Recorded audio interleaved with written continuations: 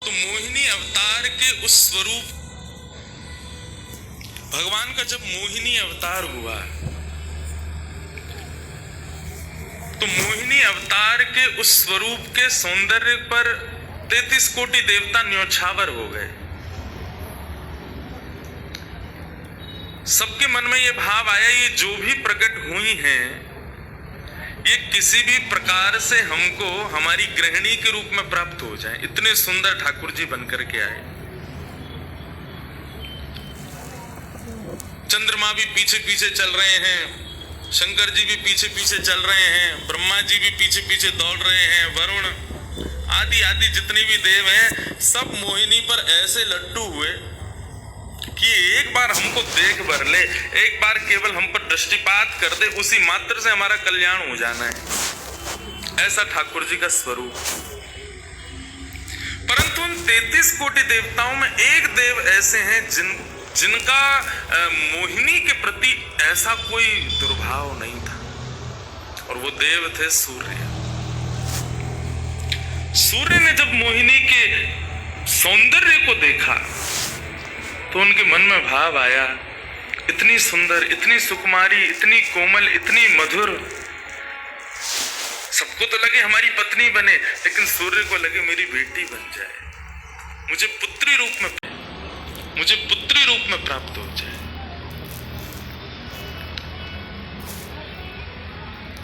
जब सूर्य के हृदय में ये भावना उत्पन्न हुई तो मोहिनी ने कटाक्ष नेत्रों से सूर्य की ओर देखा, बाकी किसी को देख ही नहीं रही है, और देख करके केवल ठाकुर जी ने उनको इशारा किया, बोले तो आपकी ऐसी इच्छा है? सूर्य बोले जी भगवान, मेरी बहुत अभिलाषा है कि आप पुत्री रूप में मेरे यहाँ पधारो। ठाकुर जी बोले इतना साधारण नहीं है हमको प्राप्त करना, पुत्र रूप में प्राप्त करना फिर भी साधारण होगा, लेकिन पुत्री भाव में ये तो असाधारण है, इसके लिए आपको तप करना पड़ेगा। सूर्य बोले मैं आज से ही तप करूंगा, लेकिन आप वचन दो मेरे यहां पधारोगे और इसी रूप में पधारोगे। मोहिनी ने कहा यदि मैं तुम्हारे भजन से प्रसन्न हुई, यदि तुम्हारी भक्ति में, तुम्हारे प्रेम में प्रबलता हुई, मोहिनी 33 कोटि देवताओं को मोहित करती है, लेकिन तुम्हारे भजन के प्रभाव से मैं जब तुम्हारे यहाँ अवतरित होंगी तो मोहिनी को भी मोहित करने वाला रूप धारण करके आऊंगा। मोहिनी जिसने तीनों लोकों को अपने रूप पर न्योछावर कर दिया, वो मोहिनी भी जिस रूप को देख करके मोहित हो जाए, वो रूप आएगा आपके यहाँ पर। वही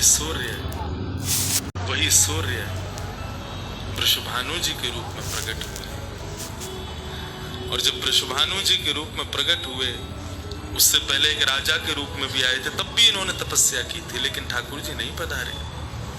जब वृषभानु के रूप में प्रकट हुए तो इन्होंने ठाकुर जी का यजन करना बंद कर दिया, ब्रह्मा जी का यजन प्रारंभ किया। ब्रह्मा जी से प्रार्थना की, ब्रह्मा जी प्रकट हुए, बोले क्या वरदान चाहिए? बोले वरदान आपसे नहीं चाहिए, वरदान हमको किसी ने कहा था कि वे हमारे यहाँ पुत्री रूप धारण करके आएंगे, मुझे लग रहा है वो कहीं भूल नहीं गए हो, इसलिए ब्रह्मा जी आप बहुत करीब हो ठाकुर जी के, आप उनको जाकर के संकेत करो कि कोई आस में बैठा उनकी। जब से मोहिनी स्वरूप देखा तब से हम पागल हुए फिर रहे हैं। 33 कोटि देवताओं के मन में यही आता है कब प्रकट होंगी दोबारा, कृपा करो, आप प्रार्थना करो कि वो पधारे। ब्रह्मा जी बोले आपके भजन में इतनी सामर्थ्य है कि ठाकुर जी मना नहीं कर सकते। बोले तो फिर मुझे विश्वास के लिए कुछ तो कह करके जाओ। ब्रह्मा जी बोले मेरी जिम्मेवारी बन जाए, इसलिए चलो इस पर्वत के रूप में मैं विराज जाता हूं। और बरसाना पर्वत के रूप में श्री ब्रह्मा जी विराज गए। ठाकुर जी आएंगे, मैं जिम्मेवारी लेता हूं, इसलिए मैं ही पर्वत बन के बैठा। ब्रह्मा जी ने जाकर के प्रार्थना की। ठाकुर जी बोले मैं तो सच में ही भूल गया था कि मुझे जाना है। बोले भगवान वो बहुत प्रतीक्षा कर रहे हैं आपकी। वृषभानु जी का भजन कैसा बताया। वृषभानु जी की एक ही इच्छा है कि मेरे पास जो पुत्री रूप ठाकुर जी का आवे, ठाकुर जी मोहिनी बनकर के आए तो 33 कोटि देवताओं के हृदय में ठाकुर जी के प्रति वात्सल्य भाव प्रकट नहीं हुआ, प्रेम भाव प्रकट नहीं हुआ, कुछ और ही भाव था उन देवताओं का। वृषभानु जी कह रहे हैं कि मैं ऐसी पुत्री पाना चाहता हूं जिसको देख करके काम नष्ट हो जाए, काम का भी मर्दन हो जाए, सामने वाले के हृदय में एक दिव्य प्रेम प्रकट हो, निष्काम प्रेम, अनकंडीशनल लव किसे कहते हैं, इसका प्रसाद पूरी दुनिया को देने वाली ऐसी पुत्री मेरे घर पधारे। स्वार्थ सिद्ध प्रेम सब करना जानते हैं, लेकिन निस्वार्थ प्रेम किसे कहते हैं, वो ठाकुर जी का वो शक्ति स्वरूप ही सबको बता सकता है। ब्रह्मा जी की प्रार्थना हुई ठाकुर जी से। ठाकुर जी अपने वैकुंठ में विचरण कर रहे हैं, विचार कर रहे हैं कैसे करूं, नंद यशोदा के यहाँ भी जाना है, देवकी वसुदेव के यहाँ भी पुत्र बनना है, पहले से ही 4 मम्मी पापा हैं हमारे, तो ये 2 मम्मी पापा और कैसे बनाऊं, 6 माता पिता। तब ठाकुर जी विचरण कर रहे थे, तभी एक खंभ में मणि, उस मणि में ठाकुर जी ने अपना प्रतिबिंब देखा। ठाकुर जी अपना प्रतिबिंब नहीं देखते, क्यों? बहुत कम देखते हैं। जब श्रृंगार आरती होती है लाल जी की तब दिखाते हैं, और उस प्रतिबिंब में भी इतने इतराते हैं महाराज, उसमें भी स्वयं को देख करके खुश हो जाते हैं, वाह मैं कितना प्यारा लग रहा हूं। अपना प्रतिबिंब ठाकुर जी इसलिए नहीं देखते क्योंकि स्वयं ठाकुर जी मोहित हो जाते हैं खुद ही पर। जैसे ही ठाकुर जी ने स्वयं का प्रतिबिंब देखा, प्रतिबिंब देख के आगे बढ़े, लेकिन ठाकुर जी मन में विचार करने लगे, मुझे सबके स्वभाव प्रिय है, लेकिन अपना यदि देखूं तो अपना प्रतिबिंब बहुत प्रिय है। जब स्वयं को देखता हूं प्रतिबिंब में तो ऐसा लगता है कि मानो जो सबको मोहित कर रहा है वो स्वयं को जब देखे तो खुद भी मोहित हो रहा है, क्योंकि प्रतिबिंब कभी झूठ नहीं बोलता। प्रतिबिंब का ये स्वभाव है, आप जैसे हो वैसा आपको दिखाता है। ठाकुर जी ने जब प्रतिबिंब देखा, अपने उस प्रतिबिंब स्वरूप को ठाकुर जी ने स्थिर कर दिया, और स्थिर करके अब तो ठाकुर जी लाए महाराज लक्ष्मी जी की पूरी पेटिका लेकर के आए श्रृंगार की, और अपने प्रतिबिंब श्रृंगार की, और अपने प्रतिबिंब स्वरूप को ही उन्होंने श्रृंगार करना प्रारंभ किया। किशोरी जी के श्रृंगार का इतना भाव बताते हैं, किशोरी जी की नथ बेसर ऐसी, किशोरी जी के कान के कुंडल ऐसे, किशोरी जी के पांव की महावर ऐसी, क्यों ना हो, क्योंकि श्याम सुंदर ने श्रृंगार किया है।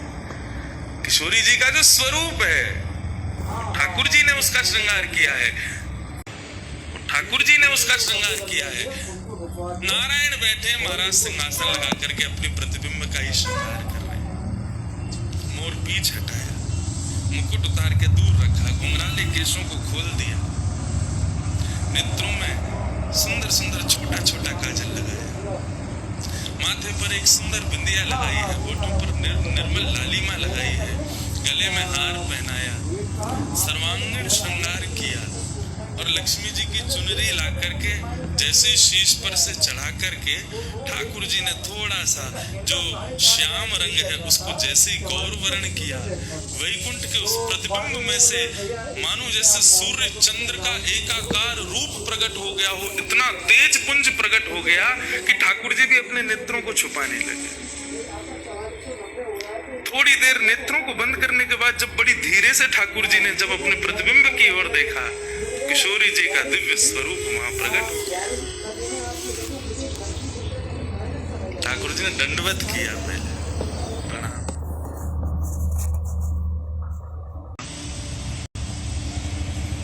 हे श्याम सुंदर, आपने ही मेरो निर्माण किया, आपने ही मुझको प्रकट किया है।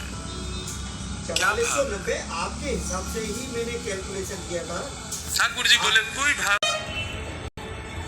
ठाकुर जी बोले कोई भाव नहीं है, केवल मोहिनी भाव से 33 कोट देवता मोहित हुए थे, लेकिन मैं मोहित नहीं हो पाया था, इसलिए तब से मैं भी तड़प रहा था कि मुझे भी कोई मोहित करे, उस मोहिनी को भी मोहित कोई करे।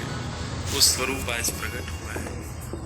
धर्म की स्थापना हुई, ज्ञान की स्थापना हुई, भक्ति की स्थापना हुई, वैराग्य की स्थापना हुई, लेकिन अंततो गत्वा संसार का सार जो प्रेम है उसकी स्थापना नहीं हुई है।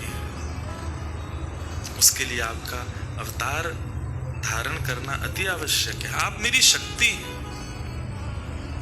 आप मेरी आत्मा हैं।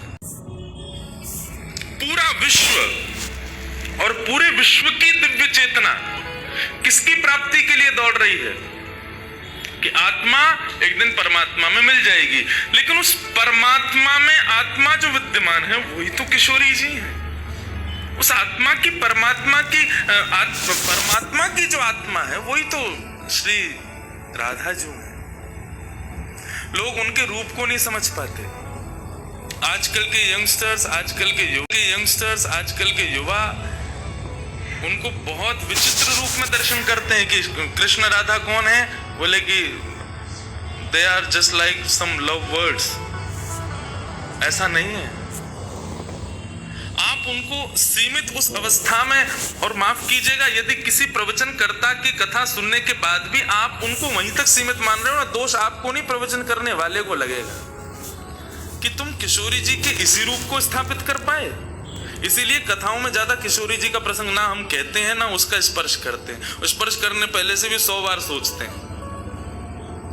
यहां आने से पहले भी मुझे कई आचार्यों ने संपर्क किया कि वहां आप किस विषय को लेकर के जाएंगे, आप गर्ग संहिता पर कहेंगे या किशोरी जी के किस भाव को वहां पर प्रस्तुत करने वाले हैं।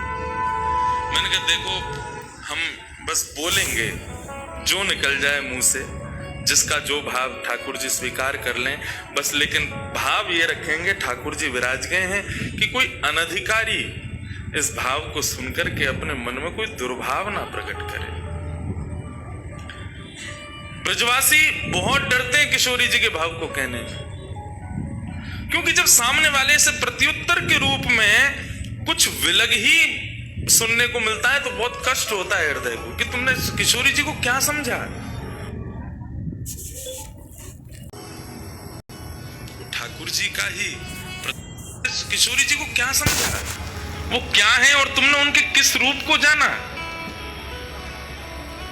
वो ठाकुर जी का ही प्रतिबिंब स्वरूप है, ठाकुर जी का ही आत्मा स्वरूप है। और एक बात कहूं, प्रतिबिंब से और आत्मा से प्रेम किया जा सकता है, ब्याह नहीं किया जा सकता, क्योंकि प्रतिबिंब और आत्मा ये दोनों हमसे अलग नहीं है। ब्याह के लिए एक अलग व्यक्ति चाहिए, एक हमसे कोई अलग हो, हमसे कोई जुदा हो, 2 लोग चाहिए तब ब्याह संपन्न होता है। लेकिन कृष्ण और राधा इन दोनों में भेद है ही नहीं। किशोरी जी और ठाकुर जी में कभी भी कदापि कोई भेद नहीं है। बल्कि लीलाएं अभी सुनेंगे हम लोग, कभी कभी ठाकुर जी जब किशोरी जी का रूप धारण करते हैं तो किशोरी जी से ज्यादा गोपियों को सुख देते हैं।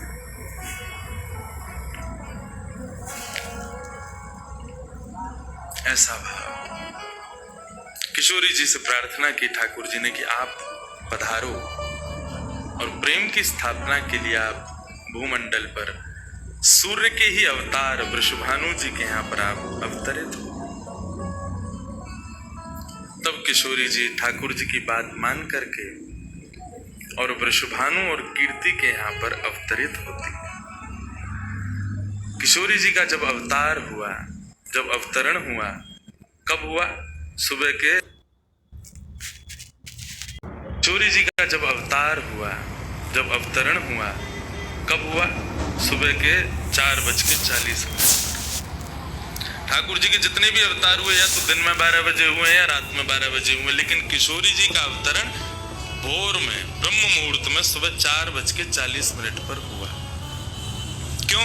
बोले राम कृष्ण आदि जितने भी ठाकुर जी के अवतार हैं राक्षसों के वध के लिए आते हैं, तो या तो सूर्य की तेज ताप में उनका जन्म होता है, मानो वे प्रकाश स्वरूप हैं ऐसा भाव बताते हैं, या रात्रि में 12 बजे होते हैं, वो इसलिए होते हैं, वो मानो ऐसा भाव रखते हैं कि चंद्रमा अंधेरे को दूर करता है, वो ज्ञान का प्रकाश है, वो ज्ञान है, उससे अंधेरा दूर होता है। तो ठाकुर जी रात्रि प्रकट होकर के ऐसा भाव रखते हैं कि काले निशा, काला ज्ञान जितना भी है धरती पर, उसको दूर करने के लिए हम पधारे हैं। लेकिन किशोरी जी का जो जितना भी है धरती पर, उसको दूर करने के लिए हम पधारे हैं। लेकिन किशोरी जी का जो अवतरण है वो 4:40 ब्रह्म मुहूर्त में होता है। उसका क्या भाव है? बोले 4:40 ब्रह्म मुहूर्त के बाद सूर्य प्रकट होना प्रारंभ होते हैं। मतलब सारे मंगल कार्य ब्रह्म मुहूर्त में होते हैं। चिड़ियाओं का चहकना, कई पुष्पों का प्रकट हो जाना, मानव के मस्तिष्क में आज मुझे क्या करना है, वो दिव्य चेतना का प्रादुर्भाव होना, ये सब कुछ सुबह ब्रह्म मुहूर्त से प्रारंभ होता है। उनका वो भी भेजने की जिम्मेदारी है मतलब। सूर्य प्रकट होते हैं, धीरे धीरे धीरे धीरे अंधेरे को दूर करते हैं और धीरे धीरे धीरे गतिमान होते हैं 12 बजे तक। तो किशोरी जी का प्रादुर्भाव ब्रह्म मुहूर्त में हुआ। इसका ऐसा भाव बताते हैं कि मानो वो प्रेम जिस प्रकार प्रादुर्भाव से लेकर के और आगे के गंतव्य तक नित्य प्रति बढ़ता रहे, उसका वर्धन हो, वर्धन करने के भाव से किशोरी जी ब्रह्म मुहूर्त में पधारी। क्योंकि वर्धन होना ही एक नवीन दिन का ब्रह्म मुहूर्त से प्रारंभ होता है। ऐसे ही प्रेम का वर्धन, भक्ति का वर्धन, भाव का वर्धन, उन सब का वर्धन करने का प्रतीक है किशोरी जी, इसलिए ब्रह्म मुहूर्त में जन्मी। किशोरी जी का प्रादुर्भाव पूरे बरसाना में आनंद उत्सव मनाया गया। सब नाच रहे हैं, गा रहे हैं, आनंद मना रहे हैं। नंद बाबा भी आए, यशोदा जी भी आई हैं, उन्होंने भी आकर के वृषभानु जी को बधाई दी है। सब कुछ हुआ, लेकिन किशोरी जी के प्रादुर्भाव में एक वैचित्र था। क्या? दिन बीत गए 8, लेकिन किशोरी जी ने अभी तक नेत्र नहीं खोले। अभी तक किशोरी जी केवल एक छोटी सी बालिका हैं, एक सुकुमारी हैं, परंतु अब नेत्रों का है, एक सुकुमारी हैं, परंतु अभी तक किसी को भी किशोरी जी के तो सही है, नहीं हो तो पहले चाय पी। एक सुकुमारी हैं, मैं एक मछली परंतु और अभी दे तक दो ना, मिलन से